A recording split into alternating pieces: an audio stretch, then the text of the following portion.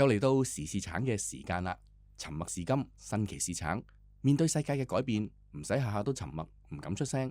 有時可以嘗試用新奇嘅角度，就可以產生新奇嘅味道。所以我話沉默是金，新奇是橙啦。好，歡迎我哋嘅嘉賓主持，我嘅好朋友黃獎。喂，大家好。咁我係余家強。咁啊，之前我哋都有講過噶啦。咁啊，曾經話有立法會議員就唔係話提議啊，係覺得香港嘅圖書館咧就太過靜啦。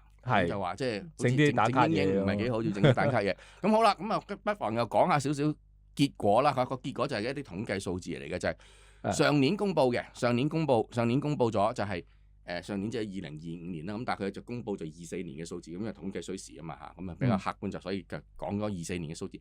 24年香港嘅公共圖書館嘅整體使用量咧係上升咗嘅，係即係升翻一啲啦咁。咁但係與此同時咧，就係10年嚟，即係計2015年至到2024年咧，整體地咧係可以講係大跌啦，即係個使用率大跌到幾多咧？就跌咗38.6%。咁中間經過疫情啊嘛。中間經過疫情啦，電子書啦，即係所謂網上閱讀啦，都唔一定要電子書。即係總之我哋淨係網上面睇嘅文字都可能都睇夠啦，睇嘅資訊都睇咗好多啦。咁啊，疫情就直頭好少嘅，你諗真啲，疫情首先永遠都係封圖書館先嘅，好少。最容易封喎。係啦，最容易封嘅一個最唔出聲嘅地方，你就最管得最嚴，我都唔知點解啦。anyway， 即係唔出聲咁，你仲封佢做咩 ？anyway， 咁但係咧，就算經歷過疫情同埋經歷過呢個電子書嘅衝擊咧，點解話香港個經濟上大跌咧？就係原來香港呢個跌幅咧都係領先咗亞洲其他嘅城市，即係個跌幅係大過亞洲其他城市，大過新加坡，大過東京。咁啊，我哋中國人嘅地方咧。北京、深圳同埋台北咧，呢10年嚟咧就係冇跌嘅喎，係反而升咗嘅嗰個使用量，嗰個圖書館嘅使用量。但事實上多咗好多靚嘅新圖書館。你講香港、中國都係，係好多圖書館好靚，我去過打卡。係啊，真係可以打卡，我真係去影佢㗎。係啊，真係可以打卡嘅。我估佢個升幅嘅原因係因為啲圖書館靚咗啦、新咗啦、好奇啦，同埋係之前冇咁多。係啦，咁咪多啲人去咯。咁其實係喺唔同嘅發展階段咯。係啦。咁啊，與此同時咁都要讚下啦。台北嘅嗰個北投圖書館都好出名啦，嗰個完全係木製嘅圖書館啦。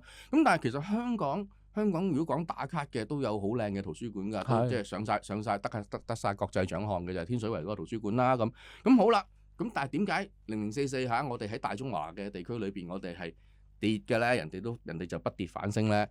阿獎作為一個作家嚇，作為一個文化人，有咩解救？搞多啲活動，又係搞多啲活動。我係好信嘅。嗱，我知道你就係呢啲人嚟，要話 party man。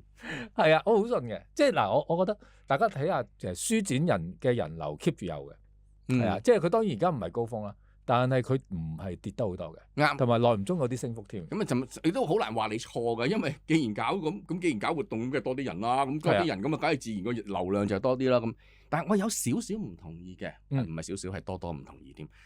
喂，圖書館嚟，即係你搞得呢啲，即係你嘉年華派嘅人，你就畢竟會嘈。但係大家可能忘記咗，其實圖書館可能喺個城市裏邊有咁多 facility， 有咁多設施，有咁多地方可以去。點解會去圖書館？其實你去嗰下，你係去求一個避靜嘅地方㗎嘛。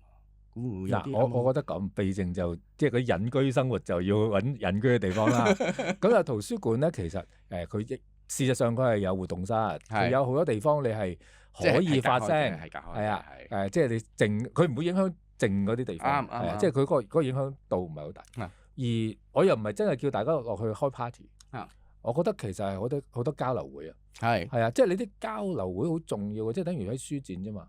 我哋喺書展其實有好多作家過嚟同我哋傾偈，係啦，作家見面會，係啊，咁你見到個作家可能平時少見嘅，又可能喺作家同作家之間佢會有一啲碰撞，想走晦氣嘅，係啊，有咁先好笑。有陣時有啲嘢會拗下，有啲火花。對讀者嚟講，我覺得有啲書我真係唔想買嘅，因為我唔知佢得唔得。咁我嚟見下個作家，咁我 feel 下啊嘛。咁又可能個作家唔喺香港嘅，即係譬如我成日都咁諗噶啦，就係譬如舊年諾貝爾得獎韓國嗰個韓江嗰個女士啦嚇，忽然間彈出嚟，咁唔知係邊個嚟噶嘛？係啊，咁啊買本書睇下啦。坦白講，我覺得唔係幾好睇，坦白係啊。咁有冇人係睇咗，然之後同我分享咧？咁但係坦白，我覺得當然啦，書局就梗係好想賣佢啲書啦，因為事實上突然間爆出嚟啊嘛。咁但係我作為一個讀者，我無端端我唔會買噶嘛，打書釘係打唔到㗎，好老實。你去書局睇睇得幾道長啫？理嘅，因為買唱片其實電台都已經提供咗呢個試聽嘅服務啦。係啊，以買唱片嚟講啊，我哋公平啲，我哋唔好講，千祈唔好講啲盜版啊，唔好講嗰啲咩嘢。我哋用翻一個即係正統嘅智慧嚇，正統嘅經濟學嘅觀念就係，其實電台咪就係提供一個試聽嘅觀念咯。咁圖書館都可以提供一個試睇嘅經驗嘅。咁然之後仲要交流，即係你諗下嗱，我當然我唔會揾到阿韓江嚟香港做嗰個 talk 啦。我都唔想見到佢啦，當然。咁可以邀請黃長咯。咁我哋可以一班讀者或者評書人或者文化界，大家傾下講下俾你聽嗰個咩嚟咯。好，係啊。咁我知咗，我咪喺圖書館借嗰本書嚟睇咯。啱，係啊，冇錯啦。圖書館嘅本質就係真係就借書睇咯，咁簡單。係啊。咁咧就睇翻一個數字都幾令人可惜嘅，就係計年每個人嘅年嘅借出量咧，就係如果由2014年咧就平均就係有計，當然係計有圖書證㗎，唔係計全港市民啊，因為唔係全港市民你有申請到圖書證㗎嚇。就係每年嘅借出量咧就係6.7本，2014年咁啊，去到2015年。6.7本，去到2024年咧就3.8本，咁都跌咗差唔多一本啦。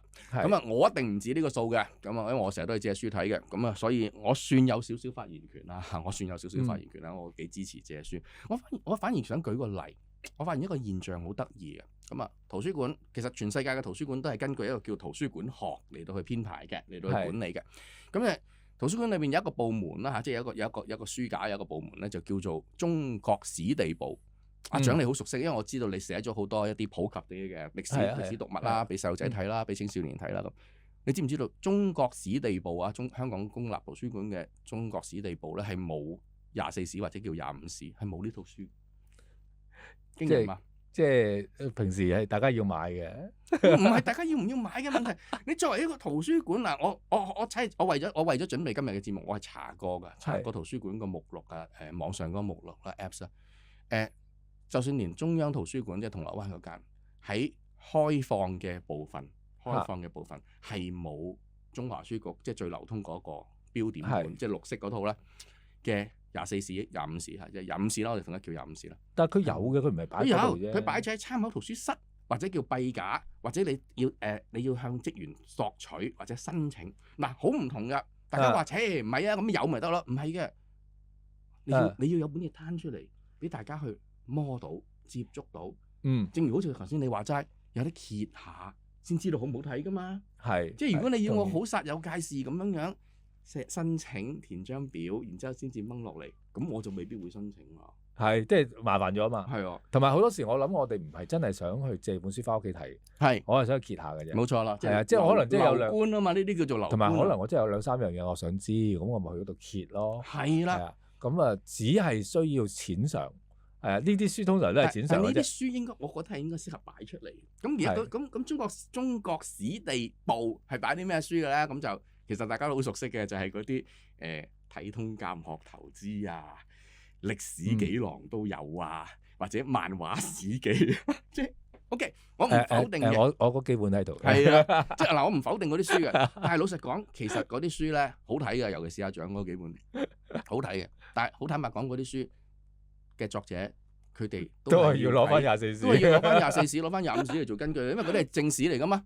如果你話撇開咗嗰啲唔係根據嗰啲正史嚟對寫，咁咪即係亂噏嘅啫喎。不過其實佢可能就係保障我哋啊，即係保障你哋，即係冇俾人揭穿個底牌。係啊，嗱你睇晒24史咧，唔使睇我哋嗰啲啦。係啊，你睇我哋嗰啲攆過嘅，即係我唔識講，即係呢個係有啲本末倒置嘅。我覺得咧，某程度上啊，其實係同個市場有關。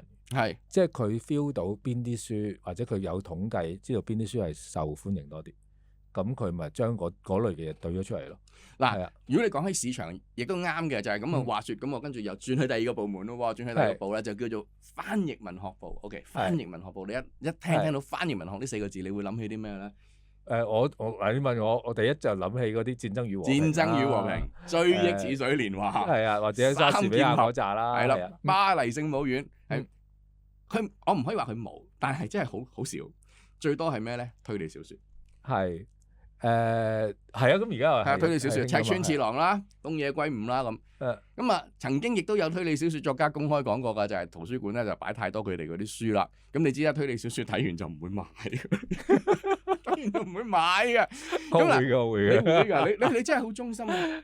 我好中意買書，即睇完就唔會買啦。呢個嗱雖然咁講好似好孤寒啊，呢個講法好似好小家子氣，但係呢個係事實嚟㗎啦。阿蔣就寫書多過我㗎，佢出嘅書係多過我㗎。咁但係我就小家子氣啲嘅，即係而且我係真係寫過推理小説嘅，我都好擔心，即係啲書俾人睇咗就唔會買，咩喺公共圖書館有得借就唔會買嘅。咁嗱，所以我就會去諗頭先你講嗰個係即係嘉年華會式嘅做法，但係我諗啊調翻轉頭係啱啱相反，我覺得圖書館即係公共圖書館係咪嗰個分工係咪應該？啱啱同所謂商營嘅書店啦嚇，係分工係啱分。佢應該分一分工嘅。係啦，嗰啲流行嘅讀物，可能我唔係話唔擺少啲，反而一啲真係叫做原始資料啦，或者一啲學術啲嘅書啦，大部頭啦，嗱24史，你話佢好，你話好壓定，佢又唔係少少壓。一個書櫃度啦，一個書櫃度擺晒啦。冇一個櫃嘅，一行啫。睇你個書櫃幾大，24史差唔多啦，標點本差唔多。去咗一行。如果你百立本即係縮印嘅就可以好少啦。咁你都係擺你一個書櫃啫，係嘛？但係對香港好多人因為土地供應問題咧，就唔好嚟擺屋企嘅。我屋企就擺到嘅，就擺喺床下底。係啊。咁但係如果我真係想去揭嚟睇咧，我希望喺公共圖書館一啲開放啲嘅書架，咁你擺一套喺度，即係呢樣嘢係幫到我唔敢叫自己做知識分子啦。咁但係而家香港越來越多人都擁有大學學歷啦。咁既然係咁樣嘅時候，各區分區嘅圖書館係咪都可以扮演翻一啲好似同大學圖書館看齊啲嘅角色咧？同埋我覺得係過去嗰幾十年咧，我哋係有啲奢華咗嘅。係啊，因為我哋少即係當時一路都係少用圖書館，所以好多人買咗好多書喺屋企。咁啊係嗰陣時係啊，嗰陣時好中意買書。我哋係一路都中意買書。咁啊近年開始有啲老人家係啊，即係唔開名啦。咁啊有啲老人家開始屋企啲書多到咧，因為佢自己年紀大，咁就開始真係問啦。我哋係咪需要將我哋嘅書飄出去咧？一講係個個都以千計嘅，係啊，有千幾本、2000幾本，我哋要點做咧？咁我哋要諗好多呢啲方法。即係呢啲真係一個白頭宮女嘅時候，即係講起話嗰陣時好多人買書呢件事。係。咁但係事實上，我覺得你諗下以前某出版社，即係同電視台掛鈎嗰間出版社，可以喺黃金時間賣廣告嘅。你諗下係咪好經典咯？唔係嗰間出版社有一個時間咧，有一個年代啊，佢話俾你知，佢每日有本書出街㗎，每一日出版一本啊，即係你可以想象嗰個時間幾犀利。咁但係事實上亦都係，我覺得圖書嘅功能咪就係咯，你屋企擺唔到咯，咁咪喺圖書館借咯。係啊，即係所以頭先我當然我明白你想圖書館係應該要熱鬧嘅。咁嗰個係啱，因為如果既然你講話要追翻個使用數量或者個流量嘅話，咁梗係追人數，咁梗係搞多啲活動啦。咁但係另一間我會諗個 KPI 追求嘅唔一定係淨係數字，數字長遠嚟講一定係跌㗎啦。無論係閱讀風氣也好，或者係因為網上閱讀都好，一定係跌嘅。係可以睇功能咯，可以睇功能咧。佢可以係如果佢個功能係幫大家可以避到靜嚇反思嚇，或者愛嚟靜觀下又好，乜都好嘅時候，佢唔需要熱鬧啦。第二樣嘢就係，如果既然咁多都係大學生啦，咁不如即係個圖書館都可以放翻，即係走向呢個精緻化啦，或者專業化啲。等啲大學畢咗業嘅市民，咁佢哋唔可能話下下都翻去大學圖書館咁喎，即係我唔通我翻去馬料水咩好遠㗎嘛？係啊，咁都可以喺分區度嘅圖書館去做呢件事。咁啊，希望我哋嘅圖書館即係靚嘅，真係好靚嘅。香港嘅圖書館係好靚嘅，服務亦都真係一流㗎啦，真係有網上續啫，方便過去書局買書嘅啫。係，咁但係有咁嘅好嘅硬件，咁嘅軟件裏面點樣調節，咁就大家可以即係唔同人嘅人各抒己見，發表下自己嘅意見。好嘛，多謝大家。